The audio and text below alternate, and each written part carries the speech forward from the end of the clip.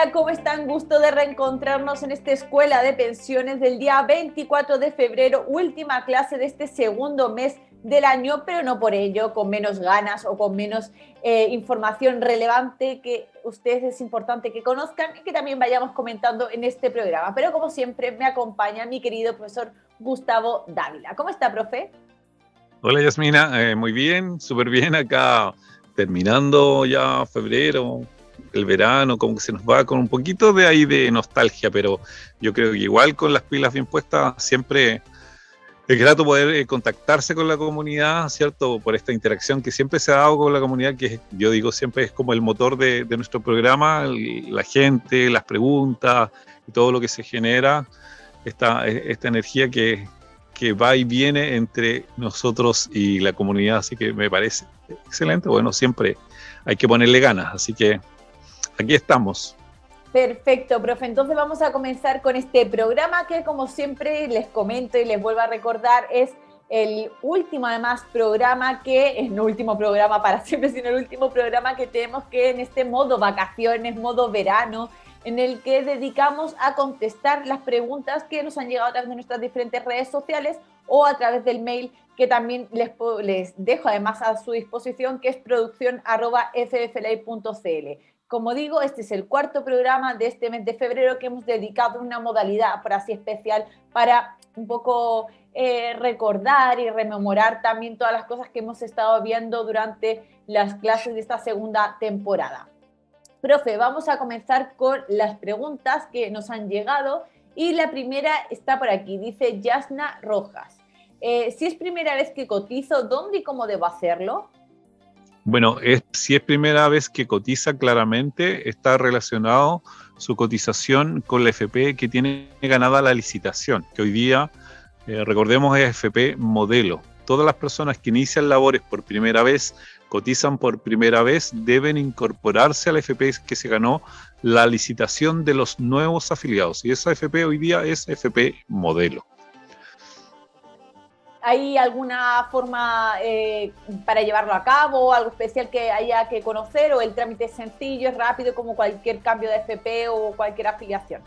Por ser la primera, sí. A lo mejor. Sí, por ser la primera, bueno, hay que ver en qué condiciones cotiza, si cotiza como independiente, voluntaria o como una persona dependiente con un contrato de trabajo. Si es con un contrato de trabajo, simplemente, ¿cierto? Se debe incorporar con su contrato de trabajo, incorporar al FP, lo puede hacer en línea. Hoy día la FP Modelo tiene el servicio como para poder hacerlo, o de manera presencial en las oficinas, ¿cierto? De la misma manera, si es voluntaria, ya se debe registrar la cotización. Yo la verdad que recomiendo ahí usar los medios tecnológicos que hoy día son amigables para poder hacer este tipo de trámite por la página de la FP. Ya, perfecto. Siguiente pregunta, Rafael Brown dice: hombres mayores de 65 años y mujeres mayores de 60 años que no se han pensionado, ¿deben cotizar en AFP? No están obligados. Recordemos ahí que existe la posibilidad de que de manera voluntaria las personas sigan cotizando o dejen de cotizar. A partir de la edad cumplida legal, como menciona aquí Rafael, pueden las personas dejar de cotizar y hacer esta solicitud a través de su AFP, hacer la solicitud de exención de cotización obligatoria y presentarla a su empleador, ¿ya? Por lo tanto, tienen esa posibilidad una vez cumplida su edad legal, tanto hombres como mujeres.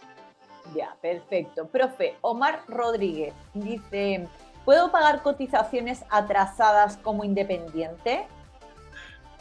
El independiente, para que sepa Omar y bueno, y todas las personas que son cotizantes independientes, el sistema le da la posibilidad de poder cotizar hasta el día 30 del mes siguiente del mes que quiere cotizar. Es decir, por ejemplo, ahora estamos en febrero 24. Este mes trae, a ver si tú me ayudas, trae, no recuerdo si trae 28 días. No, bueno, este año no es bisiesto, es de 28. Si termina el lunes, termina el mes. Sí, ya. Por lo tanto, ese es el último día en el cual las personas pueden cotizar, los independientes pueden cotizar el mes anterior, ¿ya? Es decir, pueden cotizar, les da el sistema todo el mes para cotizar el mes anterior. ¿ya? Pero lamentablemente si se pasan para el mes siguiente, no hay forma de poder pagar ese mes que acaban de pasar, en el cual se quería cancelar. Por ejemplo, si se quiere cancelar enero, ¿cierto? Ahora hay opción hasta este último día del mes para poder pagar enero. Pero si ya pasamos a un día de marzo, lamentablemente no podemos volver a pagar ahí el mes de enero. Lamentablemente quedaría ese mes sin pago. Es el único plazo que da el sistema para poder pagarlo. Por lo tanto, a la pregunta que a lo mejor se refiere Omar es si se puede pagar atrasado. Lamentablemente el cotizante independiente no puede pagar sus cotizaciones atrasadas. Ya, perfecto. Ya, profe, siguiente pregunta de Waldo Rojas. ¿Cómo se determina el monto a cotizar de los trabajadores independientes? En el caso de los trabajadores independientes, el mínimo que se debe cotizar es la renta mínima vigente, el sueldo mínimo vigente, y es lo mínimo que pueden cotizar los trabajadores independientes, ¿ya? A ver, y lo otro que si se hace obviamente a través del sistema de la declaración de impuesto a la renta, todos los años el sistema nos está calculando el porcentaje de esa cotización que va a ir para nuestra cotización como independientes. Ahora, si la pregunta va por el hecho de saber si él lo hace de manera directa, el mínimo que se debe hacer para un trabajador independiente para cotizar es el sueldo mínimo vigente en el momento en que se cotiza. Obviamente tiene el tope también y tiene el tope de las 60 UF como máximo, ¿cierto? Perdón. Las UFs en relación a la cotización máxima son 72 aproximadamente hoy día, ¿cierto? Y ese es el monto máximo de cotización. ¿Ya? Ya, perfecto, también ahí para aclarar. Siguiente pregunta de Yubixa Peralta. Dice, si soy extranjero, ¿qué ocurre si no tengo cédula nacional de identidad, es decir, el RUT? ¿Puedo estar afiliado a una AFP? Buena pregunta de ella, sobre todo para aquellos extranjeros que hoy día están llegando a nuestro país o ya están, ¿cierto? Y están tratando de gestionar esto. Cuando todavía no tienen su cédula definitiva y ya por tramitaciones que ellos realizan para poder generar esta posibilidad de poder trabajar en Chile con este permiso de poder efectivamente trabajar, ¿cierto? Y esto se da a través de extranjería.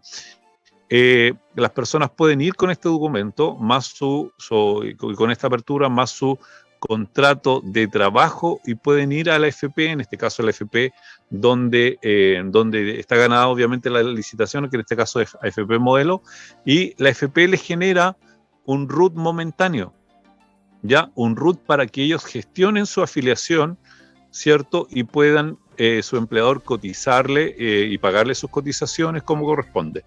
Posteriormente, cuando ellos ya gestionan su permanencia definitiva, ¿cierto? El sistema les va a otorgar la posibilidad de generar su RUT definitivo. Y es ahí donde se hace un cambio y esta información hay que entregarle al FP para que se genere esa modificación del número del RUT. Pero momentáneamente, cuando se inicia el trámite por primera vez, la FP está en condiciones de generarle un RUT momentáneo, distinto, ¿cierto?, para que ellos puedan iniciar todo su proceso de incorporación al FP. Mire, profe, qué interesante el dato, no tenía ni idea. Por aquí dice Patricia Pedrero, tengo 52 años y no me permite mi AFP estar en el fondo A. ¿Eso es legal? Sí, lamentablemente es legal porque de acuerdo a nuestra normativa tenemos la restricción, ¿cierto?, por edad, el cambio etario que se llama para poder acceder a los fondos de mayor riesgo, y el fondo de mayor riesgo que tenemos, ¿cierto? En el caso de las mujeres se le restringe a partir de los 50 años y en el caso de los hombres a partir de los 55 años. Profe, y le están llamando, como siempre, un hombre muy solicitado a usted. Sí, efectivamente, pero ahí alcanzamos a cortar. No pasa nada, profe, se lo perdonamos. La comunidad que nos está viendo también se lo perdona. Bueno. Por aquí, otra pregunta, dice Claudio Loiza. ¿Cuáles son los requisitos para acceder a los excedentes de libre disposición? Bueno, los excedentes de libre disposición siempre están dados en relación también a esa característica que tiene, por ejemplo, la pensión anticipada. Siempre van en relación a este promedio de renta que debemos calcular de acuerdo a los últimos 10 años de ingreso y de cotizaciones registradas en el sistema. Por lo tanto, se debe calcular y se debe medir y saber cuánto es lo que logramos financiar con nuestro monto de pensión. Si logramos financiar más del 70% del promedio de renta de los 10 últimos años, tenemos un margen, ese monto mayor del 70%, que podría ser utilizado, ¿cierto?, para poder ser retirado como excedente de libre disposición. ¿Ya? Recordemos ahí que igual hay que cumplir ciertos parámetros de cálculo, sobre todo cuando se está accediendo de manera inmediata a esta posibilidad cuando iniciamos el trámite de pensión, ¿cierto?, por primera vez, y a la vez estamos solicitando los excedentes. Deben cumplirse ahí algunos parámetros de cálculo con respecto a lo que se le ofrece a través del retiro programado y lo que se ofrece a través de la renta vitalicia, que debe estar bajo esas dos condiciones de oferta para el afiliado, ¿cierto?, de la misma manera, y ahí se elige o se elige la menor oferta de posibilidad de retiro excedente, y el afiliado podría retirar ahí excedente.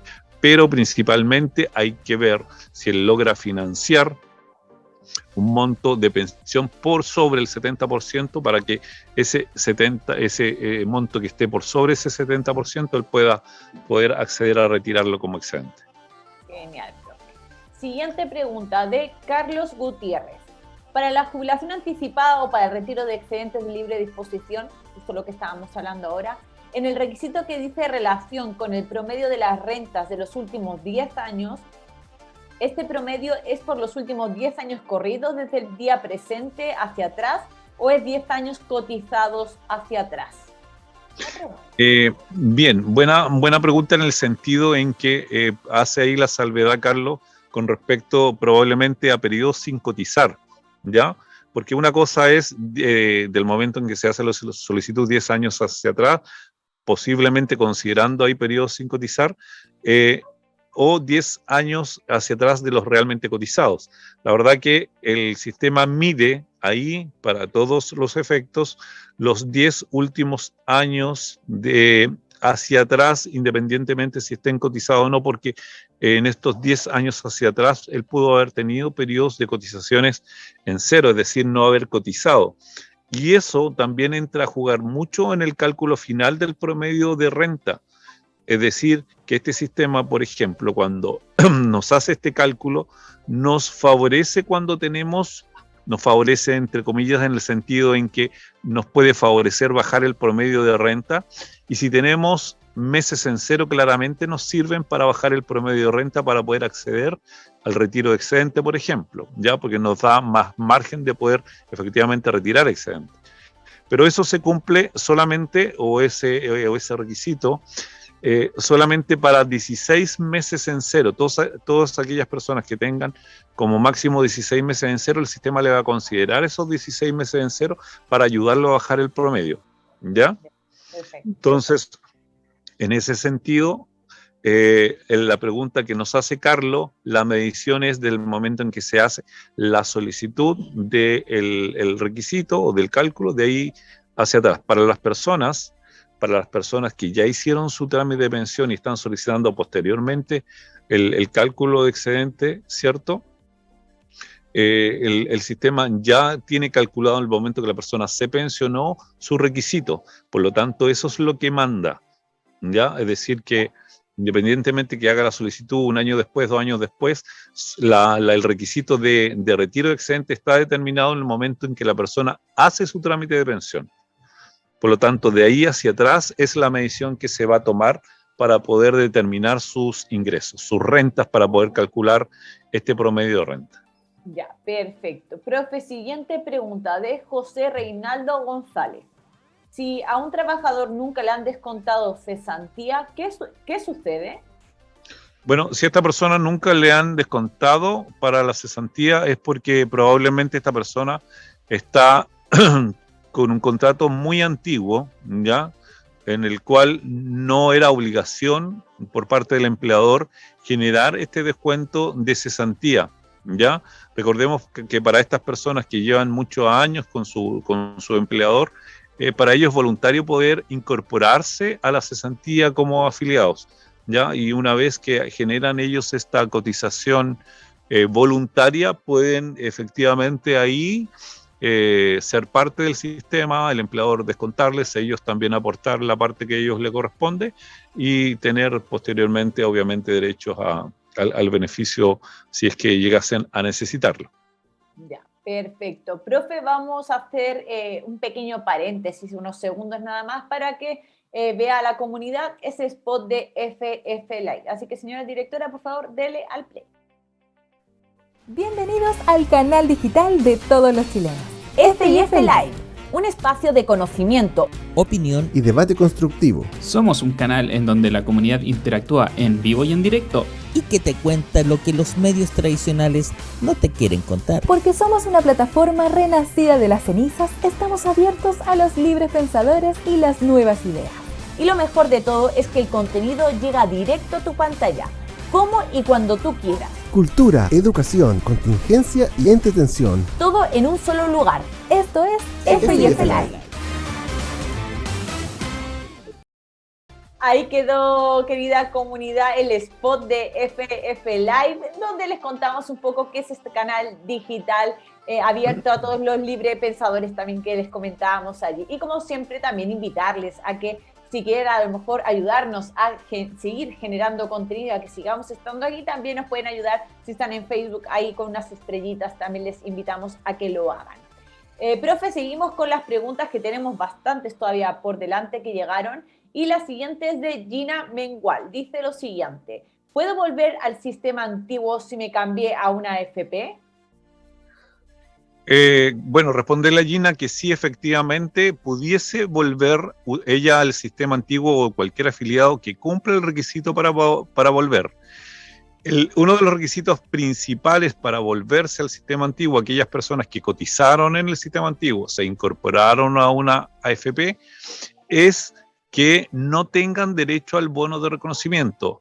Ya todas aquellas personas que no tienen derecho al bono de reconocimiento y tuvieron cotizaciones entre el año 75 y antes de incorporarse al FP, ¿cierto? Todas aquellas personas que tuvieron menos de 12 cotizaciones y no tuvieron derecho al bono de reconocimiento, pueden desafiliarse del sistema y volver al antiguo sistema. Ah, mire, qué curioso. Yo la verdad es que no tenía ni idea. Yo creía que era una decisión irrevocable, que no había forma de volver atrás. No, está este resquicio que ha hecho que mucha gente se vuelva a Yasmina, ya, es decir que si uno compara y hace la similitud versus estas personas, y es el ejercicio que uno debe hacer realmente cuando asesora a estas personas, si conviene quedarse pensionado en este sistema o conviene pensionarse por el antiguo sistema, a la gran mayoría, no digo a todos porque no a todos les conviene, ojo ahí, para quienes estén en ese proceso, pero a la gran mayoría sí efectivamente le conviene hacer el cambio al antiguo sistema porque el monto de la pensión que van a percibir es considerablemente mayor, ¿ya? Pero repito, no a todos les conviene porque depende mucho ahí, obviamente, de la condición particular de cada uno, de los ingresos que tengan, del saldo acumulado, una serie de cosas que hay que analizar antes de hacer este posible cambio de desafiliación del sistema. Ya, perfecto. Siguiente pregunta, Pamela Ávila. ¿Existe un monto mínimo acumulado exigido para poder jubilar? Bueno, no es que exista un monto mínimo exigido para poder pensionarse, porque en la práctica cualquier monto que la persona logre ahorrar, siempre se le va a calcular una pensión, ¿ya?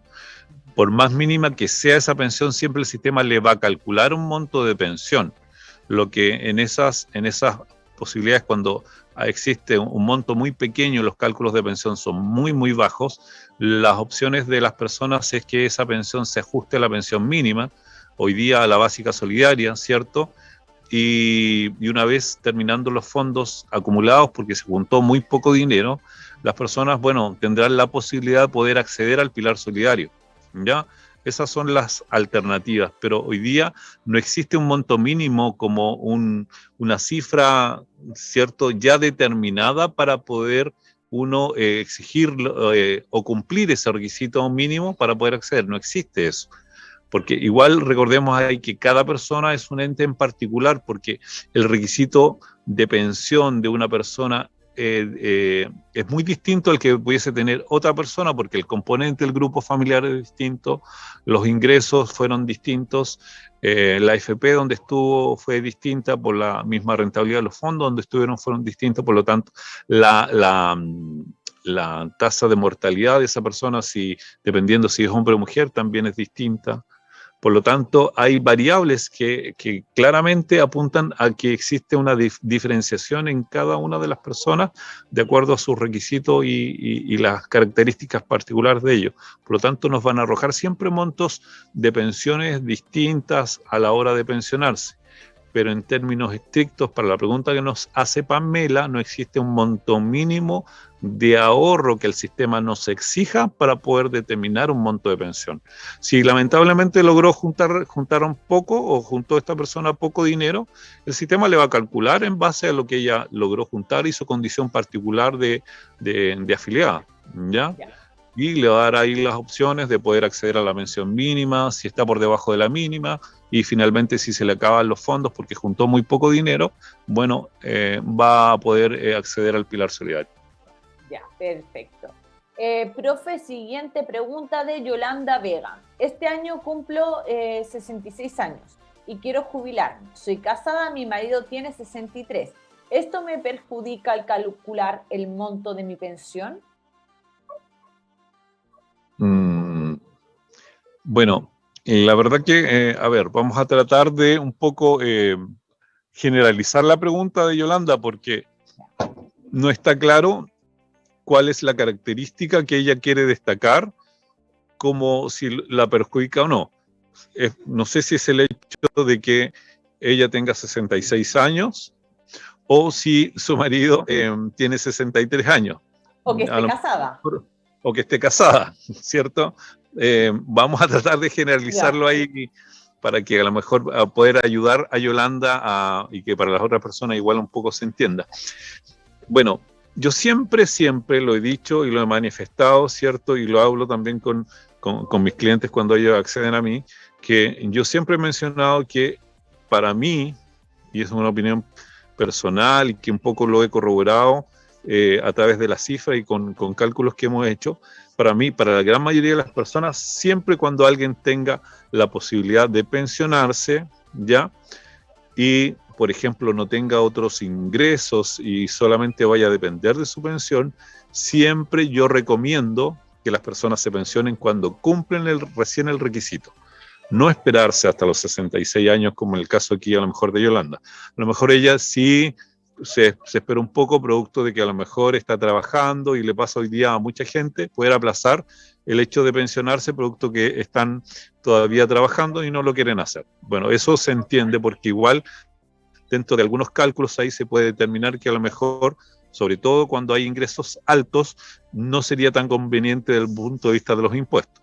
Esa es una cosa, ¿ya? Y ahí podría, digamos, entenderse de que las personas aplacen un poco su edad de jubilación, ¿ya? Ahí, pero en este caso estamos explicando un poco la variable de si lo pregunta por tener 66 años. Exactamente, la variable de la edad de ella como pensionada, ¿ya? Como afiliada, ¿ya?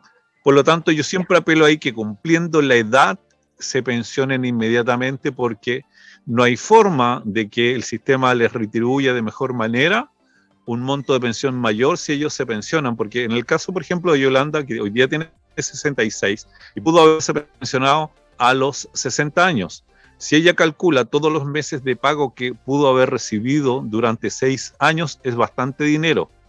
Ese dinero en su totalidad a lo mejor no genera una diferencia tan considerable pensando que ella se esperó 6 años para pensionarse. Es decir, que hoy día a lo mejor la diferencia de pensión que le arroja el cálculo no es tan considerable como para haber decidido dejar de percibir durante 6 años montos de pensión. Ya. ¿Me explico? Sí. Bien, Perfecto. entonces, por lo tanto, eso es un análisis primero, ¿ya? Y es donde yo siempre apelo que ojalá las personas, cumpliendo el requisito, inmediatamente pudiesen pensionarse. Bien, a no ser, repito, de que sigan trabajando y que ahí es otro análisis que hay que hacer, ¿ya? Bien, pero si ella menciona con respecto a si está casada y su marido tiene 63 años, es decir, 3 años menor que ella, bueno, el marido sí efectivamente le va a incidir, ella por estar casada, y recordemos ahí que independientemente si es Yolanda y todas las personas que hoy día mantienen un matrimonio, en la hora del cálculo efectivamente es muy distinto, y lo hemos mencionado anteriormente, pensionarse una persona que es soltera a esa edad a una persona que está casada. ¿Por qué? Porque el sistema debe hacer una provisión, prever dineros futuros de posibles pagos de pensión de sobrevivencia para estas personas. Por lo tanto, debe hacer esta provisión de recursos para poder posiblemente pagar pensiones futuras. Pero cuando no existen estas personas, es decir, no hay beneficiario, el sistema no debe hacer esto, por lo tanto simplemente genera el cálculo de pensión solamente para el afiliado, por lo tanto el monto de la pensión calculado es mucho mayor. Ahí viene a ser preponderante el cálculo del capital unitario necesario, el CNU, el capital necesario unitario, ¿ya? Es decir, porque si el CNU obviamente es menor, tiene menos requisitos, se necesita menos dinero para financiar una pensión, es porque esta persona no tiene beneficiario. Al contrario, si tiene beneficiarios, también se necesita un capital necesario para estos futuros pagos de pensión para estas personas, ¿ya? Por lo tanto, el CNU es mayor, por lo tanto se necesita más capital para financiar una pensión y el monto de la pensión obviamente disminuye. Es ahí la importancia de tener o no beneficiarios en el momento de pensionarse. Y lo hemos dicho anteriormente, con esto no estamos incentivando a que hayan ruptura, ni divorcio, ni nada por el estilo, pero es importante aclararlo de qué manera incide estar casado o no en el momento del cálculo de la pensión. Exacto, profe. Bueno, ahí ya analizó las diferentes variables dentro de la posible pregunta que nos hizo aquí este miembro de la comunidad, Yolanda. Y siguiente pregunta, Patricia Cruces. ¿Pueden explicar qué es el número de cuotas y en qué se basan para determinar ese número?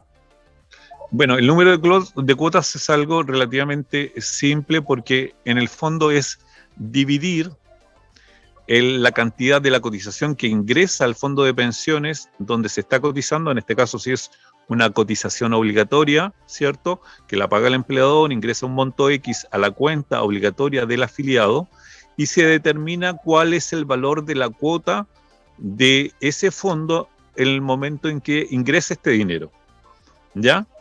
Por lo tanto, eso que se ingresa como cotización se divide por el valor cuota de ese fondo y nos va a dar un número de cuotas. Y ahí se suman estos números de cuotas al total de cuotas que tiene este afiliado o esta afiliada, ¿ya? Y así sucesivamente con todas las cotizaciones que se van generando todos los meses. Lo mismo pasa por las cuentas voluntarias, pasa de la misma manera, ¿ya? Ingresa un monto X a la cuenta obligatoria, se genera, ¿cierto?, este ingreso de acuerdo al valor de la cuota de ese fondo en particular, ¿cierto?, donde tenga la persona esa cuenta y se divide por el valor de la cuota y nos arroja un número de cuotas. Ya, perfecto, profe. Entonces, ahí también quedó aclarada la consulta. Profe, vamos con la siguiente pregunta, que es de Ilse Villegas. ¿Cómo puedo saber si tengo pagos en exceso? Bueno, esta es buena pregunta, producto de que a veces pasa un poco por colado a aquellas personas que tienen y se generan estos pagos en exceso, pasa un poco colado el hecho de que se hacen este tipo de pagos y las personas no logran determinar si efectivamente lo tienen. Una manera es efectivamente corroborar sus cotizaciones a través del certificado de cotizaciones que lo emite simplemente el FP, ¿cierto? Y al determinar que efectivamente se le está cotizando por sobre el monto real que deben cotizar, de acuerdo a su renta imponible, pueden verificarlo también de manera directa al FP. Uno, primero, hacer el catastro a través de este certificado de cotizaciones que obviamente emite el FP en la página, la sucursal o los dispensadores que tienen las FP para entregar los certificados. Y una vez teniendo la antecedente o la sospecha, incluso las liquidaciones de pago, corroborarlas ahí con las cotizaciones, uno puede ir a la AFP de manera directa y hacer la aclaración. Si se determina efectivamente que el pago en exceso está generado, el afiliado o la afiliada tiene la opción de solicitar esa devolución de pago en exceso. Ya, perfecto. Y, profe, nos vamos con la última pregunta en virtud de los tiempos, porque si no se nos pasa el tiempo, y nunca mejor dicho.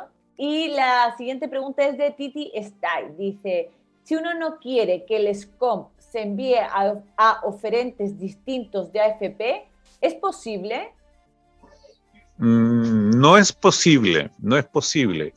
Recordemos ahí que en el momento de hacer la solicitud de ofertas de pensión, cuando estamos haciendo nuestro trámite de pensión y queremos que recibir las ofertas y los afiliados quieren, inicialmente o algún afiliado quisiese solo recibir ofertas de pensión de las AFPs a través del retiro programado, no se puede determinar porque en el momento de hacer la solicitud, de manera automática el sistema también debe solicitar al menos ofertas en la modalidad de renta vitalicia inmediata simple. ¿Ya? ¿Por qué motivo? Porque el sistema, la normativa, en una de sus instrucciones y sus cambios administrativos de la norma, determinó de que las ofertas de pensión recibidas por los afiliados debe ser comparable, ¿ya? Uno de sus párrafos, sus instrucciones menciona que las ofertas recibidas en este SCOM y en este certificado de ofertas de pensión SCOM debe ser comparable, es decir, que el afiliado tenga la posibilidad de comparar una modalidad con otra modalidad.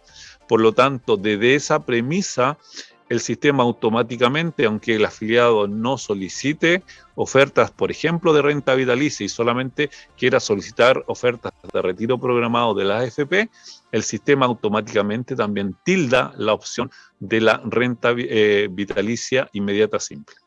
Ya, perfecto. Entonces ahí también quedó contestada esa consulta. Profe, nos tenemos que ir ya despidiendo en este último programa del mes de febrero. Como siempre, sí, le pido a mi querida señora directora que por favor me coloque ahí en pantalla la información de contacto del profe, por si ustedes quieren a lo mejor escribirle para preguntarle algo de manera privada o incluso también poder contratar sus asesorías previsionales. Ahí queda toda la info, tanto el mail como también el número de teléfono. Y nos vamos a ir antes que el profe se quede sin luz, porque tuvo de hecho que cambiarse también de locación para que se le viera un poco mejor. Así que, profe, algo que decirnos antes, a decirnos a mí y al resto de la comunidad que nos está viendo antes de despedirnos.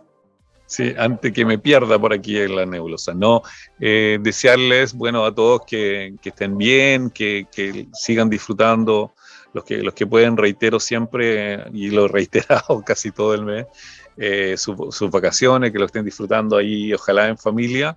Los que no puedan salir puedan estar en su casa, estar en cualquier comunidad o en cualquier ciudad de nuestro país, pero que ojalá lo estén disfrutando y pasándolo bien en familia y compartiendo en familia, que es lo más importante.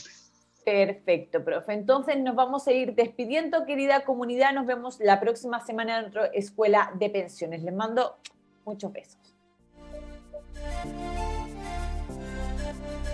Bienvenidos al canal digital de todos los chilenos. FIF Live, un espacio de conocimiento, opinión y debate constructivo. Somos un canal en donde la comunidad interactúa en vivo y en directo y que te cuenta lo que los medios tradicionales no te quieren contar. Porque somos una plataforma renacida de las cenizas, estamos abiertos a los libres pensadores y las nuevas ideas.